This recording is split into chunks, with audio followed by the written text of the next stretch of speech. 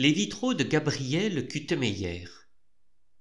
Une généalogie du Christ non conventionnelle aborde les transgressions.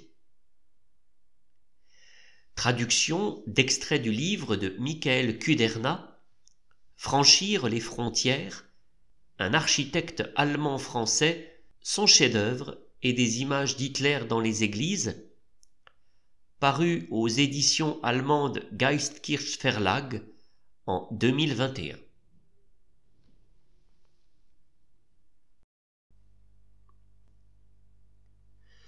Pour les fenêtres du côté nord du bâtiment de l'église, Karl Litzenburger a choisi un concept complètement différent. Ici, il a opté pour des images colorées et représentatives. Les fenêtres en verre plombé de l'attraction sont irrégulièrement encastrées dans le mur de béton, profondément entaillé. Sous l'influence de Notre-Dame du Haut de Ronchamp, d'autres églises avaient auparavant repris la conception de niches de fenêtres irrégulières, étroites et basses. Par exemple, l'architecte Hans Schilling à Saint-Alban, à Cologne, en 1957-58. La plus petite de ces 17 fenêtres à Waspervillers ne mesure que 35 cm sur 35. La plus grande, 1,9 m sur 1,6 m. Au total, les 17 verrières couvrent une superficie d'environ 8 mètres carrés, exactement 8,0707 mètres carrés selon le calcul des ateliers Arthur Schuler du 30 décembre 1969. Le fil conducteur est thématiquement l'arbre généalogique du Christ, où les femmes transmettent souvent les histoires bibliques. Les fenêtres ont été conçues par le jeune médecin Gabriel Kutemeyer de Heidelberg, qui venait de terminer ses études de médecine et prenait un congé sabbatique pour la mission. Ils ont été réalisés dans l'atelier verrier de Arthur Schuler à Saint-Avold. Karl Litzenburger connaissait bien Gabriel Kutemeyer, depuis son mariage ultérieur Tim Kutemeyer. Il la connaissait de la maison de ses parents. Nous reviendrons sur son amitié avec son père, Wilhelm Kutemeyer, dans le chapitre sur la biographie de Karl Litzenburger. Je veux avoir de telles fenêtres. C'est ainsi que l'architecte a réagi spontanément lorsqu'il a vu l'une de ses gravures sur bois lors d'une de ses visites à Heidelberg. Gabriel Tim Kutemeyer nous a rapporté cela dans une conversation téléphonique datée du 30 octobre 2018. Bien qu'elle ait aimé les leçons de peinture d'une ancienne étudiante et collaboratrice du Bauhaus, Margit Terry-Burman, Gabriel Tim Kutemeyer ne se considérait pas particulièrement doué. Et même après avoir travaillé à Waspervillers, elle a évité toute sa vie de se dire artiste. L'artiste peintre Margit Terry-Burman, née en 1892 et morte en 1977, fut l'élève et l'ami du brillant éclaireur Johannes Itten, qui a profondément influencé l'art et la culture au XXe siècle. D'abord à Vienne, et après son déménagement en 1919 au Bauhaus de Weimar. Le Bauhaus est une prestigieuse école d'architecture et d'art appliqué, fondée en 1919 à Weimar par Walter Gropius. Et par extension, Bauhaus désigne un courant artistique concernant notamment l'architecture et le design, la modernité, mais également la photographie, le costume et la danse. Pendant la guerre, Margit et son second mari, Hugo Burman, sont arrêtés pour contact avec l'Orchestre Rouge, nom donné par la Gestapo à un ensemble de réseaux d'espionnage en contact avec l'Union soviétique qui ont résisté au nazisme durant la Seconde Guerre mondiale. Presque toutes ses œuvres, en particulier cinématographiques, ont été perdues dans des bombardements. Depuis 1962, elle travaille à nouveau comme artiste indépendante et depuis 1968, elle vit à Geberg, près de Heidelberg. Cependant, Margit Burman et son mari appartenaient déjà au cercle des amis de Wilhelm Kutemeyer, le père de Gabriel, et cela dès l'époque de l'avant-guerre. Notons également que l'artiste Dicker Brandeis, comme son amie Margit Terry Burman, était juive et a été assassinée dans un camp de concentration. Cependant, comme Gabriel Kutemeyer n'avait aucune envie de poursuivre sa formation médicale à la clinique immédiatement après l'examen d'État, elle accepta donc l'offre de Karl Lietzenburger. Elle visita d'abord de nombreuses églises en France et lut l'Ancien Testament. Et au lieu de l'ennui redouté, elle a trouvé le texte aussi excitant qu'un roman policier.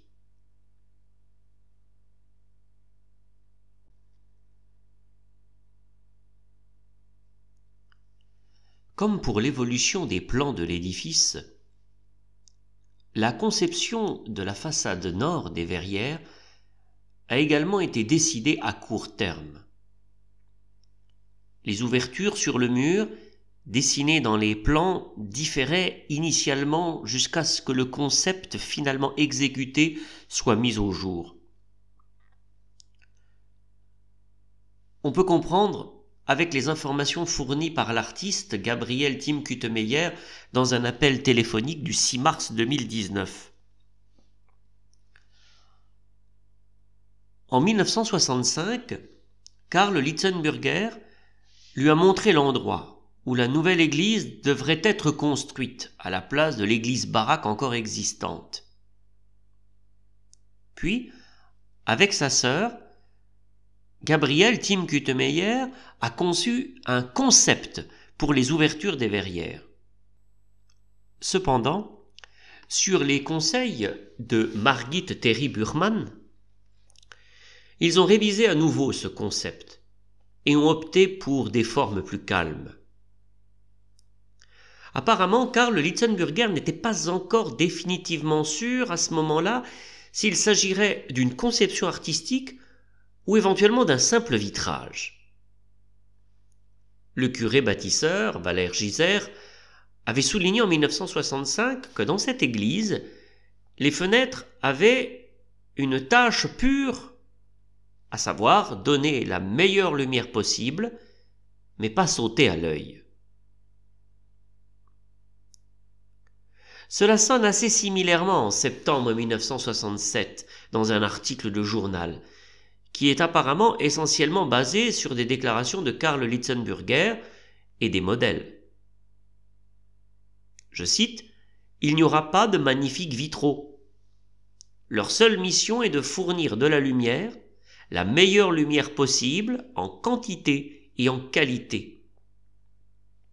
Pour cette raison, 4 grandes fenêtres rampantes et plusieurs ensembles de petites ouvertures ont été fournis dans le cadre de l'architecture. » Publié dans les dernières nouvelles le 21 septembre 1967. Les verrières de Gabriel Tim Kutemeyer ont été construites entre 1968 et 1970. Elles n'étaient donc pas encore terminées lorsque l'église a été consacrée le 29 septembre 1968 par don Gabriel Lemaître, bénédictin et ancien père abbé de l'abbaye Saint-Martin de Ligugé.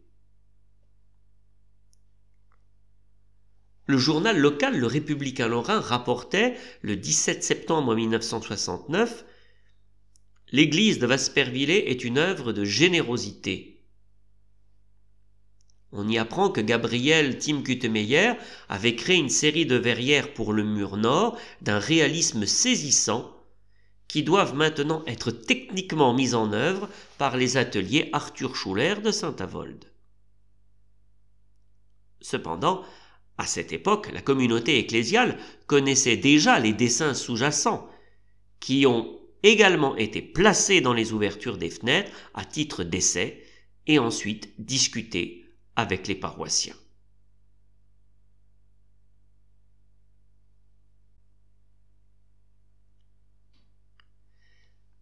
Gabriel Tim Kutemeyer a donc fait des dessins, des maquettes, qui ont été placés dans les niches des fenêtres et discutés avec les villageois. Selon ces gabarits, les éléments en verre ont ensuite été découpés à Saint-Avold et peints par elle avec des alliages de plomb. Plus de 40 personnes peuvent être découvertes sur ces verrières. Les visages dessinés avec de la soudure noire sont expressifs. Certains spectateurs voient des parallèles avec le style de peinture des dessins animés. En termes de couleurs, les tons rouge, bleu et brun forts dominent. Le vert est rare. Lorsque nous discuterons de l'idée unificatrice derrière la sélection des motifs, nous présenterons brièvement les verrières individuelles, en suivant l'ordre recommandé par l'artiste. Ceci est à son tour basé sur la séquence chronologique de l'arbre généalogique. Afin de faciliter une étude plus approfondie des récits bibliques, une référence correspondante est donnée dans chaque cas. Les citations suivent toujours la traduction standard de 2016. Le discours indirect est supprimé pour une meilleure lisibilité dans le récit de l'histoire biblique, car il ne s'agit pas de factualité historique, mais du modèle de texte pour le traitement artistique. Et le terme éternel se réfère toujours à Yahvé, le Dieu d'Israël.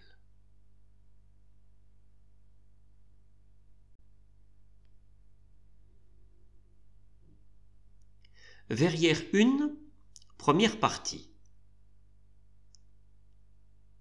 Abraham et Sarah. En Genèse 18. Abraham apporte de l'eau à 3 hommes devant sa tente, dont le Seigneur, c'est-à-dire Dieu. Et sa femme Sarah fait rapidement cuire du pain. Quand le Seigneur prophétise au vieil Adam que lui et sa femme, qui est également âgée, auront un fils dans 1 an, Sarah rit doucement en elle-même.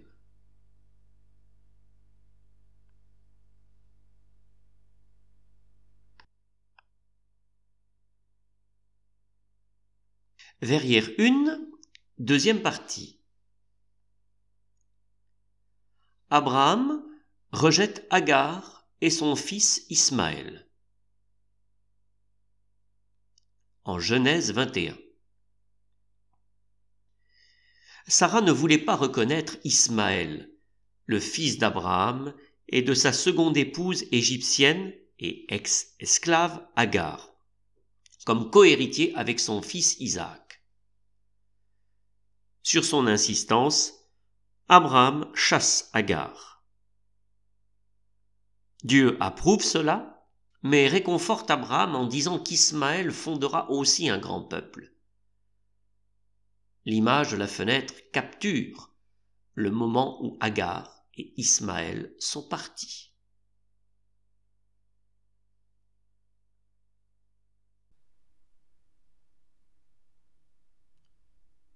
Verrière 2, première partie. L'épreuve d'Abraham. En Genèse 22. Dieu a demandé à Abraham de sacrifier son fils pour tester son obéissance. Sur l'image, vous pouvez voir Abraham et son fils sur le chemin de l'endroit désigné. L'ignorant Isaac porte le bois pour l'offrande brûlée. Après avoir prouvé sa confiance en Dieu, Abraham retire sa demande de sacrifice.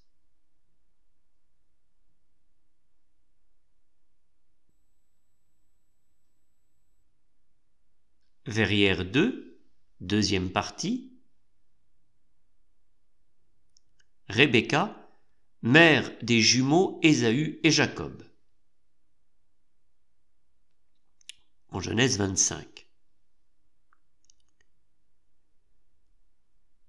Rebecca, l'épouse araméenne d'Isaac, est tombée enceinte de jumeaux.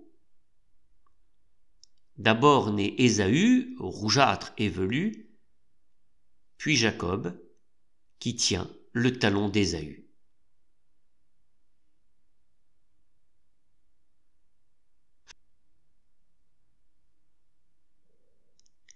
Verrière 3. Ésaü et Jacob, le plat de lentilles. En Genèse 25.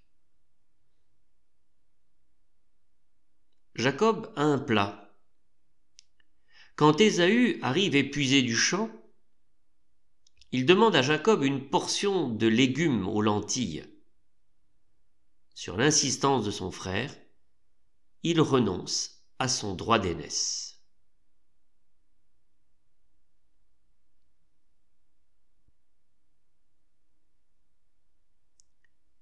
Verrière 4. Jacob se faufile pour la première bénédiction de son père. C'est en Genèse 27. Isaac, vieux et aveugle, a ordonné à Ésaü d'aller à la chasse et de lui préparer un plat de gibier. Puis il le bénirait. Rebecca a entendu la conversation et organise une fraude en faveur de son fils préféré Jacob. Sur ses conseils, Jacob apporte à son père un plat de friture, met les vêtements de son frère et fait semblant d'avoir des cheveux forts avec de la peau sur le cou et les mains. Isaac se laisse tromper, bénit Jacob et le nomme ainsi chef de son peuple.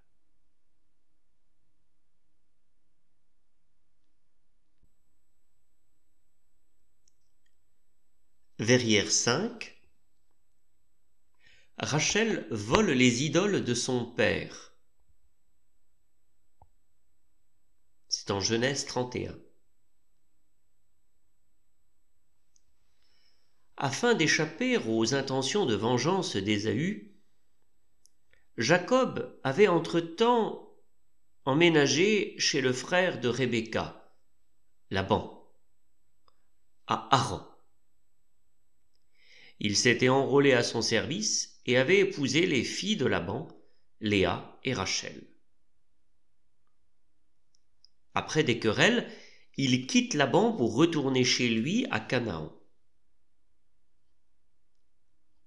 Lors du départ secret, sa femme Rachel vole les idoles de son père. La représentation de cette scène par Gabriel Timkutemeyer a attiré beaucoup d'attention. Elle a donné à une idole le visage d'Hitler. Suite à cela, une partie séparée de cette étude est consacrée aux représentations d'Hitler dans les églises.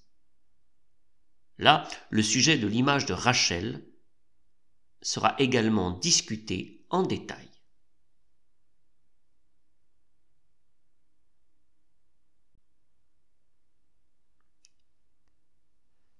Wasperviller, l'idole Hitler est blanchie. Gabriel Timkutemeyer a pris un tout autre chemin à Wasperviller. Nous avons déjà expliqué le programme de leur verrière. À ce stade, nous n'entrerons, pour plus de détails, que dans l'analyse de la fenêtre hitlérienne. Contrairement à presque toutes les autres formes de présentation discutées jusqu'à présent, cette verrière ne peut être comprise que si l'on a au moins une connaissance de base des histoires bibliques ou si l'on peut se rabattre sur une explication correspondante. Les textes présentés dans l'Église servent ce but.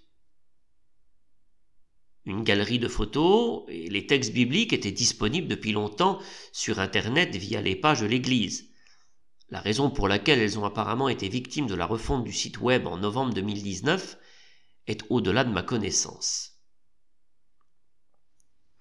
Ainsi, même le spectateur le moins biblique apprend que l'image est Rachel qui vole les idoles de son père Laban. Le texte sous-jacent de la Genèse, en particulier Genèse 31, est également reproduit. Dans ce qui suit, il est cité dans la version allemande, d'après la traduction de 2016. Je cite. Laban dit maintenant à Jacob, « Qu'as-tu fait ? Tu m'as déjoué et tu as emmené mes filles comme des prisonnières de guerre. Maintenant vous avez agi bêtement. Il serait en mon pouvoir de vous faire de mauvaises choses. Mais le Dieu de ton père m'a dit hier soir, méfiez-vous de reprocher à Jacob le moins du monde. Mais pourquoi as-tu volé mes dieux ? Jacob répondit et dit à Laban, oui, j'ai peur, car je pensais que tu pourrais m'enlever tes filles. Mais si vous trouvez vos dieux, il ne restera pas en vie. En présence de nos frères, sondez ce que j'ai et prenez ce qui vous appartient. Jacob ne savait pas que Rachel les avait volés.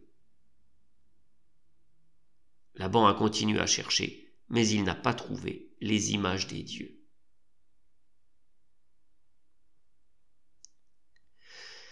De quoi parle cette histoire biblique ?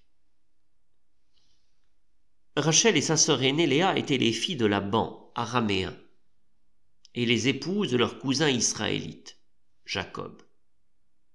Ce dernier était le petit-fils d'Abraham et un monothéiste. Il a servi avec Laban à Haran pendant de nombreuses années, mais a décidé de retourner dans son pays natal à Canaan. Haran est situé dans le sud-est de l'Anatolie, entre l'Euphrate et le Tigre.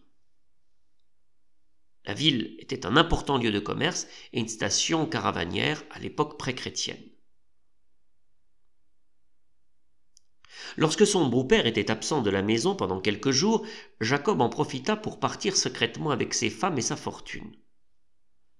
Laban se précipita après eux, mais après une discussion, les deux hommes réglèrent leur querelle. Sur un point cependant, Laban a été dur. Rachel avait volé les idoles de la maison, c'est-à-dire les téraphim. Lorsque Laban a accusé Jacob, qui n'a pas été initié de vol, il a permis que la caravane soit fouillée. Ce faisant, Jacob avait involontairement prononcé une sentence de condamnation à mort contre Rachel, si ses actions avaient été découvertes.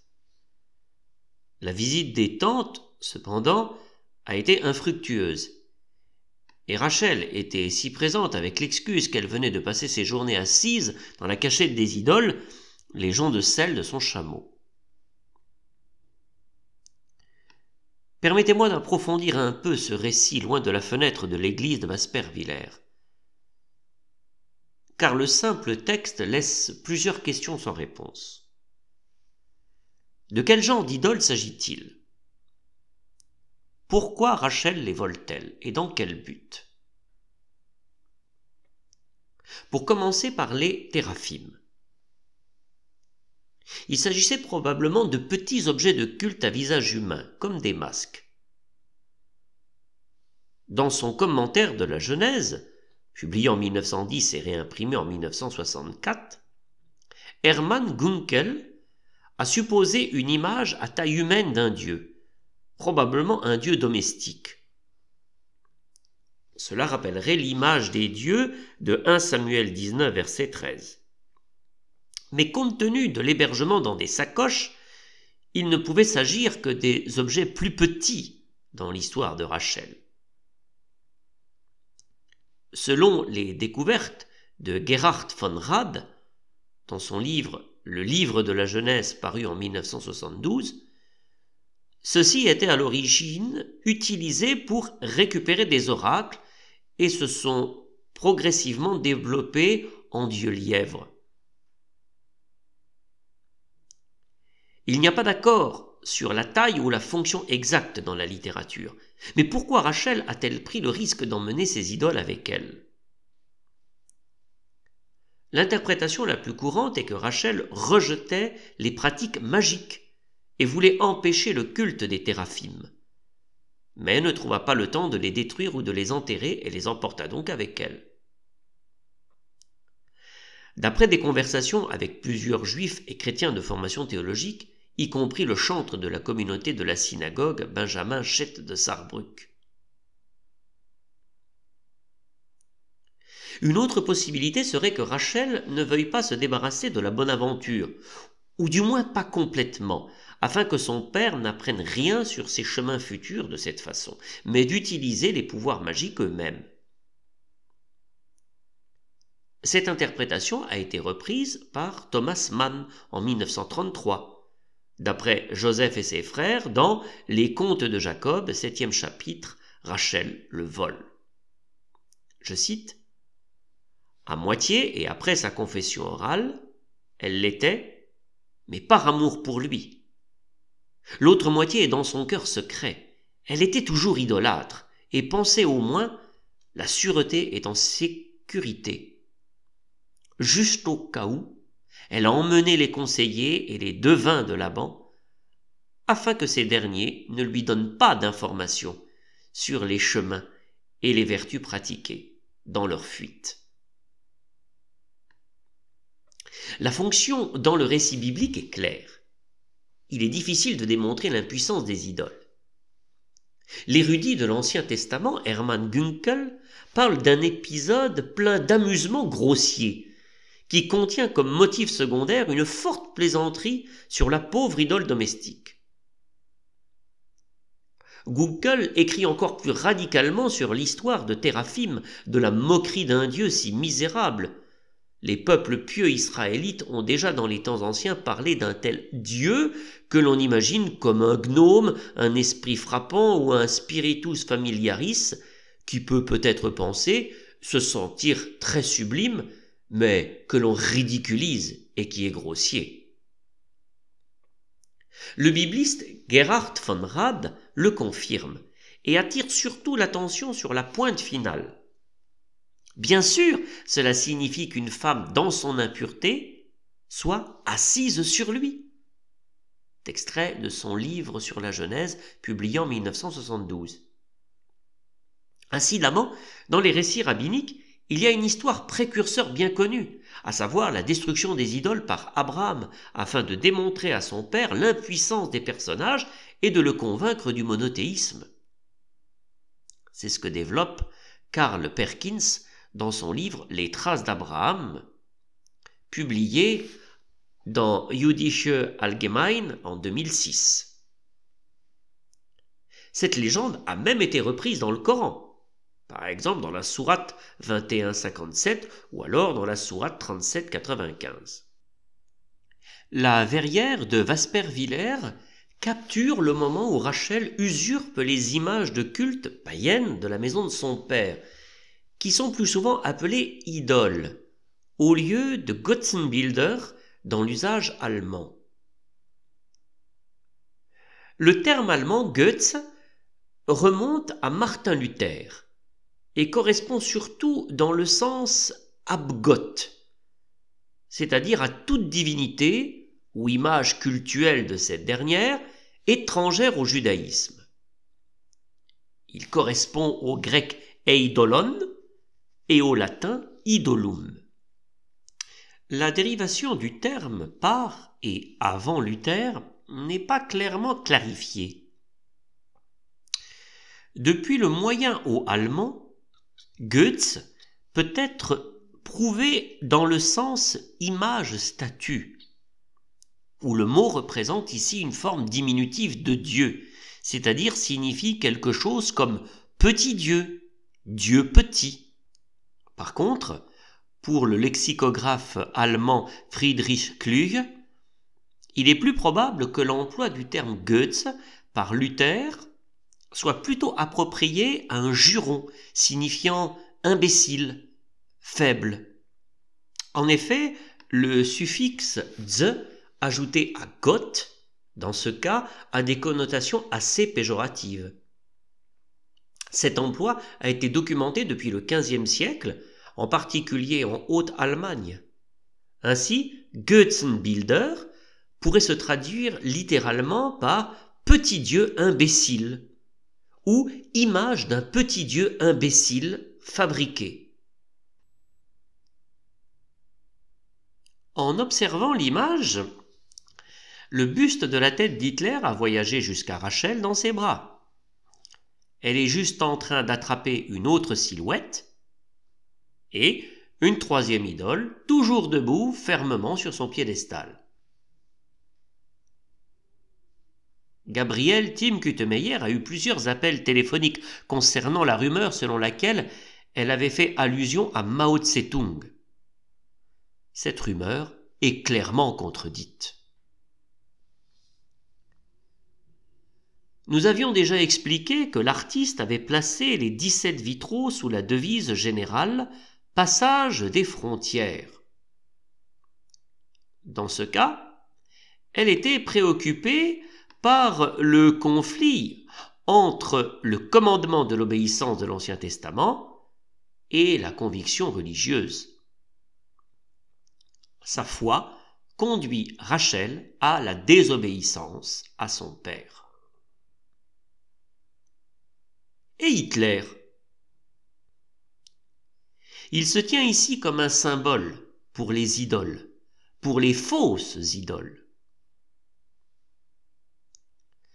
Je suis venu à l'idée parce que mon père parlait du culte des idoles à l'époque nazie, explique Gabrielle Tim Kutemeyer dans un appel téléphonique du 30 octobre 2018.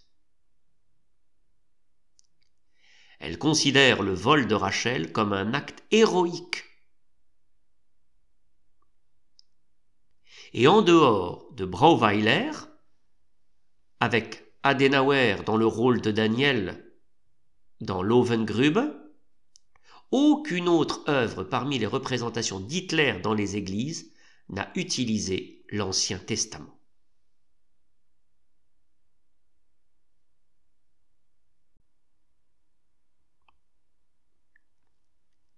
Verrière 6. Judas, successeur de Jacob. C'est en Genèse 49. Jacob bénit ses 12 fils dans la vieillesse, et donc les tribus d'Israël.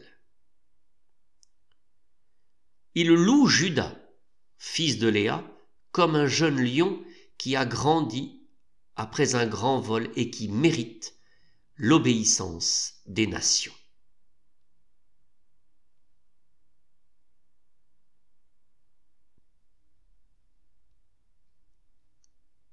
Verrière 7. Judas et Tamar. En Genèse 38.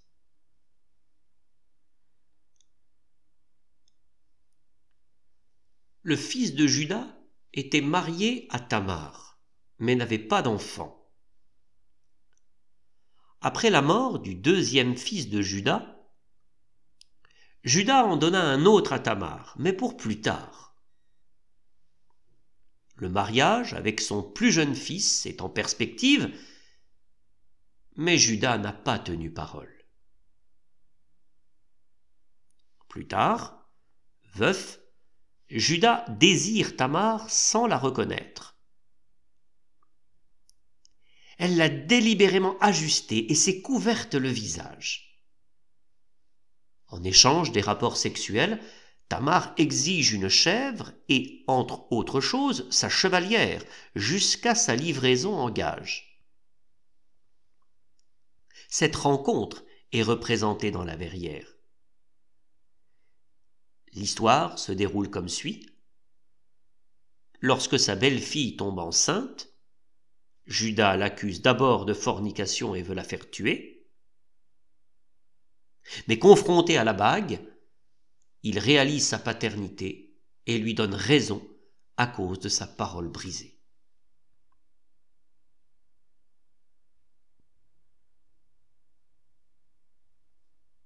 Verrière 8. La prostituée Rahab et l'espion de Josué.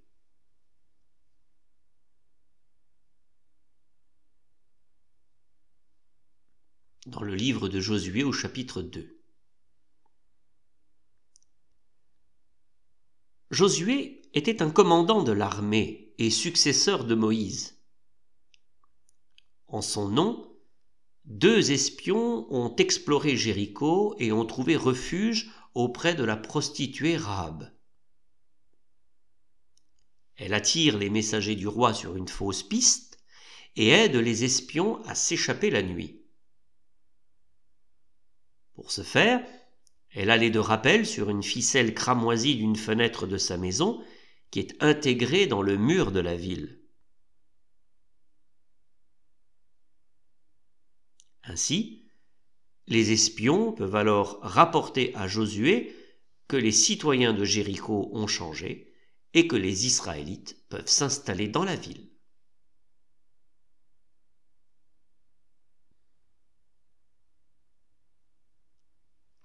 Verrière 9. Bose et Ruth.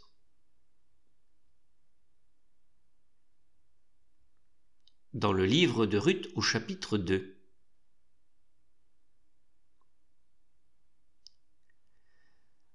La veuve moabite Ruth, avec sa belle-mère Naomi,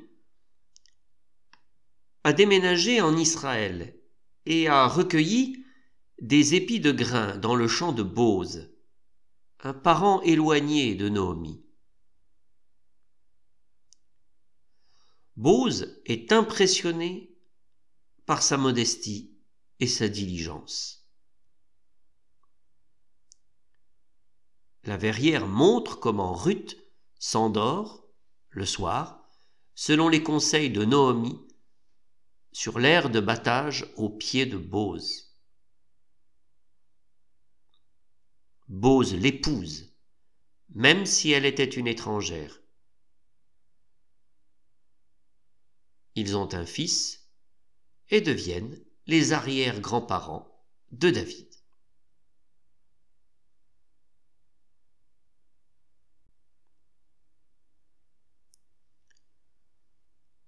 Verrière 10. David désire Bethsabée.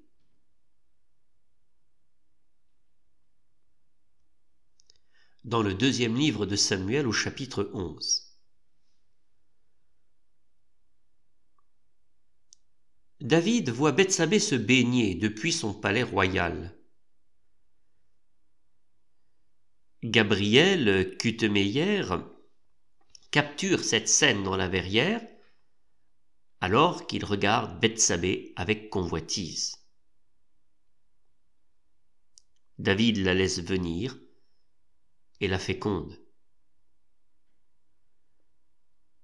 Il envoie son mari, le Hittite Uri, au combat et veille à ce qu'il meure. Puis David épouse Bethsabée.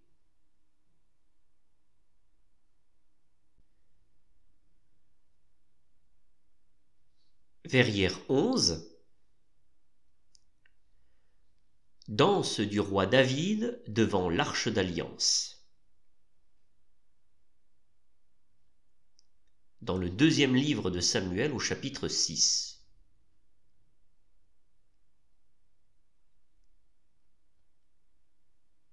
Lors du transfert de l'arche d'alliance à Jérusalem, précédemment conquise par David,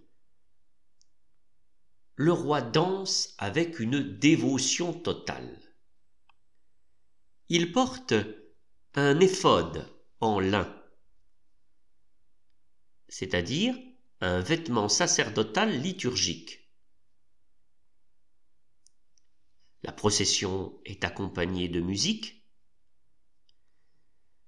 Depuis une fenêtre, Michal, la femme de David, regarde la danse et l'accuse de se moquer de lui-même. Lorsque Gabriel Kutemeyer laisse David perdre sa couronne en dansant extatiquement, c'est probablement une allusion à sa réponse qu'il veut se rendre encore plus petit que cette fois pour Dieu.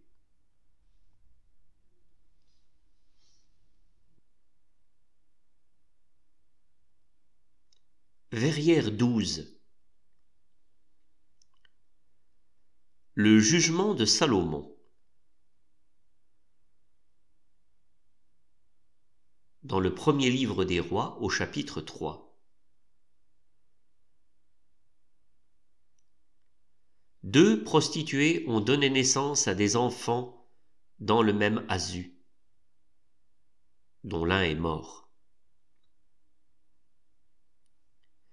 La dispute sur qui était la mère de l'enfant survivant devait être tranchée par le roi Salomon, le fils de David. Il ordonne que l'enfant soit coupé en deux et que les femmes en reçoivent une moitié chacune. Alors qu'une femme est d'accord, l'autre retire sa demande de sauver la vie de l'enfant. Le sage Salomon lui donne alors l'enfant, puisqu'elle s'est révélée être la vraie mère par son attitude.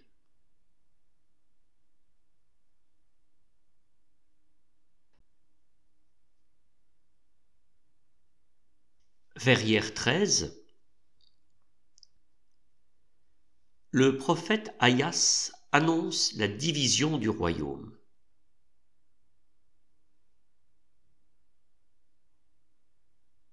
Dans le premier livre des rois, au chapitre 11.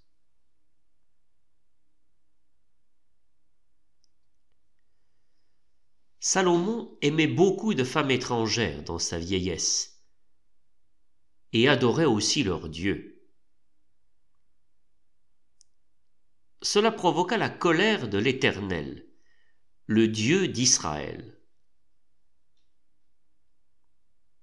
Dans la scène de la fenêtre, lorsque le prophète Ahaz rencontre Jéroboam, intendant de Salomon, dans un champ, il déchire son manteau en 12 morceaux.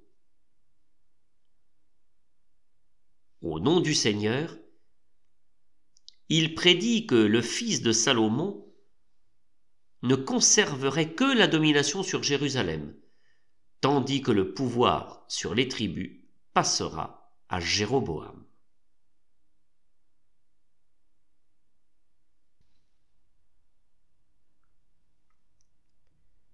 Verrière 14, première partie. Le prophète Isaïe. Au deuxième livre des rois, chapitre 19. Lorsque les commandants du roi d'Assour insultent le Dieu juif et appellent le peuple de Jérusalem à se rendre, l'Éternel annonce par l'intermédiaire du prophète Isaïe qu'il fera tomber l'attaque assyrienne.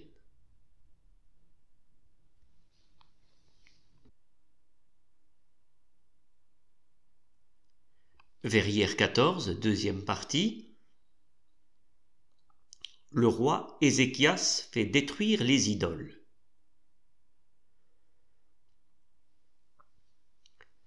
Avant le siège de Jérusalem, Ézéchias, le roi de Juda, avait détruit des lieux de culte afin de faire respecter la foi d'un seul Dieu.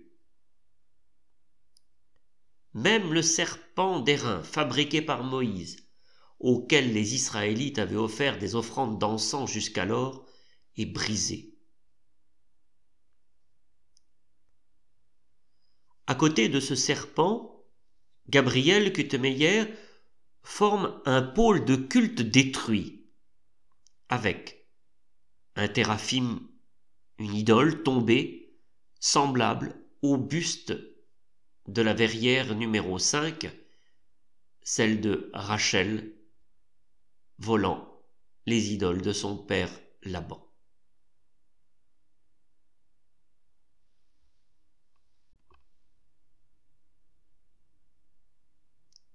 Verrière 14, troisième partie. Le jugement de Dieu sur Sennachérib, roi d'Assyrie. Dans le deuxième livre des rois au chapitre 19.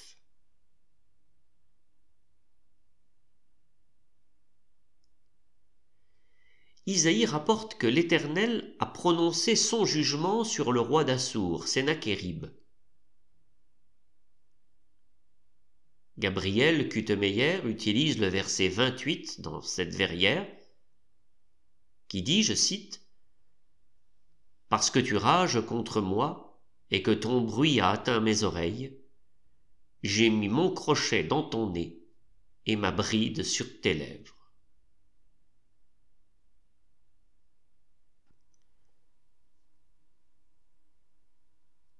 Verrière 15. Le mal du pays, du peuple de Juda, pendant l'exil babylonien. Dans le psaume 136-137. Cette fenêtre montre le désespoir des exilés, dont il est dit dans les 4 premiers versets du psaume, « Au bord des fleuves de Babylone, nous étions assis et avons pleuré quand nous nous sommes souvenus de Sion. Sur les saules, au milieu, nous avons accroché nos lyres. Car là, ceux qui nous ont emprisonnés nous ont exigé des chants. Nos bourreaux ont exigé la jubilation. Chantez-nous un des cantiques de Sion. » Comment aurions-nous pu chanter les chants du Seigneur au loin, sur un sol étranger?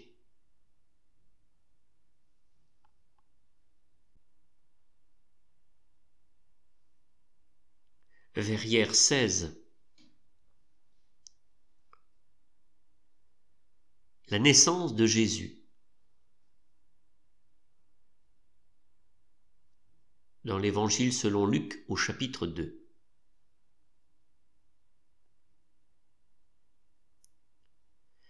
Gabriel Kutemeyer a choisi une perspective quelque peu inhabituelle pour ce tableau. Comme dans l'Évangile de Luc, elle laisse ouvert le lieu de naissance concret, dont la partie supérieure rappelle le toit d'une étable. Marie regarde l'enfant avec amour et joie, mais il n'est pas dans la crèche, mais dans les bras de Joseph. Le motif populaire de l'âne est également repris, bien que d'une manière hospitalière et colorée.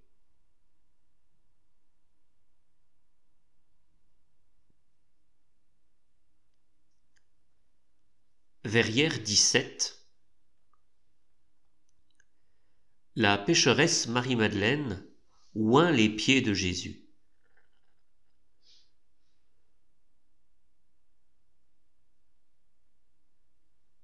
Jésus est invité à dîner avec un pharisien, indiqué dans la verrière par une tasse à boire.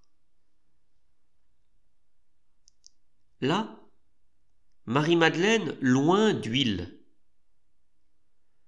mouille ses pieds de ses larmes, les sèche avec ses cheveux et les embrasse. En réponse aux réserves de son hôte, Jésus pardonne ses péchés à Marie-Madeleine et la renvoie avec les mots « Ta foi t'a sauvé ».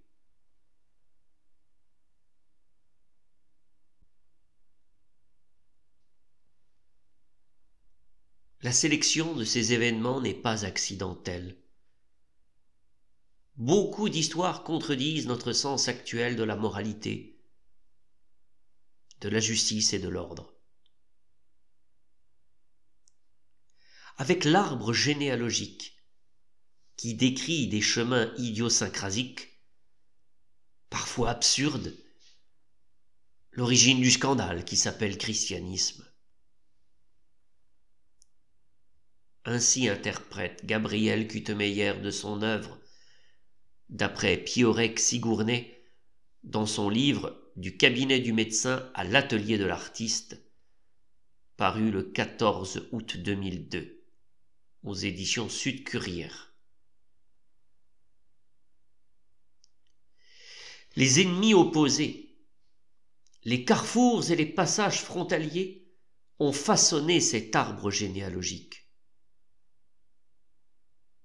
Dans ses peintures, l'artiste a illustré son point de vue avec plusieurs exemples.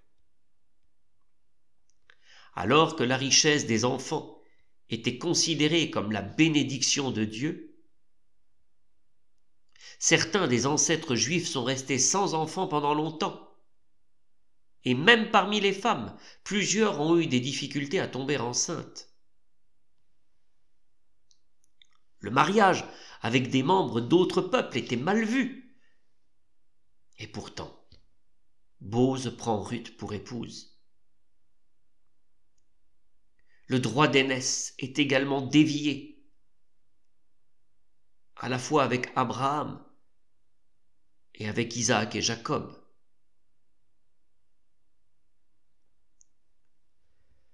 Dans les motifs des Verrières, nous rencontrons la vie complète. Pas des légendes romantiques transfigurées de saints. Séduction, extase, tromperie, incitation à tuer, abus de pouvoir, rien ne semble étranger aux ancêtres. Une autre caractéristique inhabituelle de cet arbre généalogique est le fort accent que Gabriel Kutemeyer a mis sur le destin des femmes et a délibérément pris en compte les prostituées. Rahab, les mères qui se battent pour l'enfant. Les Verrières de Gabriel Kutemeyer ont d'abord irrité certains spectateurs. Le curé bâtisseur Valère Gisère ne pouvait donc que se réjouir progressivement avec eux de cet arbre généalogique. En 1981, il le qualifie de pas très conventionnel, avec quelques ancêtres pas très catholiques, mais aussi un « a-t-on jamais réalisé ou seulement imaginé un arbre aussi peu conventionnel ? Tout à la gloire d'un Dieu qui s'obstine à ne voir dans les hommes que leur foi et leur amour. »